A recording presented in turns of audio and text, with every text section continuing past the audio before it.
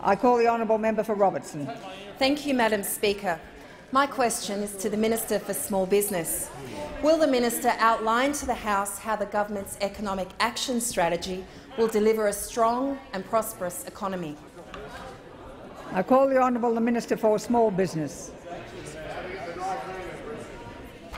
Thanks, Madam Speaker. It's a pleasure to receive a question for the member for Robinson and to reassure her and the communities of Gosford, Summersby and Terrigal that this government is focused on their future and building opportunity for their lives and their children's lives. That's why we've implemented an economic action strategy.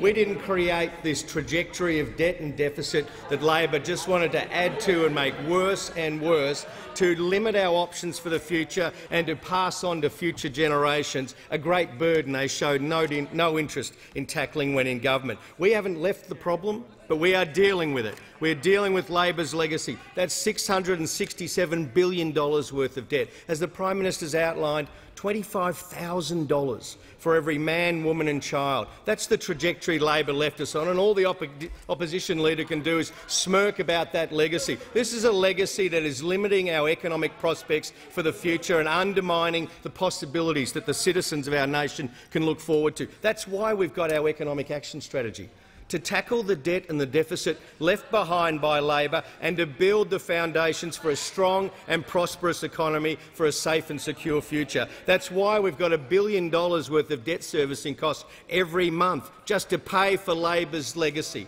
We need to tackle that debt. We need to put incentive back into the system. There was a former Prime Minister, a former Labor Prime Minister in this place, and I was going to say it was one that the opposition leader backed, but frankly that wouldn't give you much help, would it? That wouldn't give you much guidance, but it wasn't Prime Minister Rudd, it was Prime Minister Gillard. She stood in this place and she said, and I quote, "If you're against cutting company tax, you're against economic growth. If you're against economic growth, then you're against jobs." Well, Labor went out and they even claimed that they'd cut company tax, and they didn't. We are aiming to implement a reduction in company tax because we know it's important to restoring incentive. Labor also went out there and said they'd appoint a cabinet minister for deregulation. Instead, they gave us an avalanche of 21,000 new and amended regulations. They gave us a carbon tax they promised they wouldn't implement. Our economic action strategy is about repairing the harm and hardship that Labor created, tackling the legacy that we didn't make but we are left to repair, and making sure our citizens have better prospects for the future. My message to Labor is just get out of the road. Let us get on with this important task. Let us restore the 519,000 jobs lost in small business under the Labor administration. At some stage, the Leader of the Opposition listened to Prime Minister Gillard.